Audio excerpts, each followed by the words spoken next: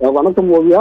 ஒகேனக்கல் காவிரி ஆற்றில நீர்வரத்து நேற்று வினாடிக்கு 4000 கன அடியாக இருந்த நிலையில தற்போது 5000 கன அடியாக நீர்வரத்து அதிகரித்துள்ளது.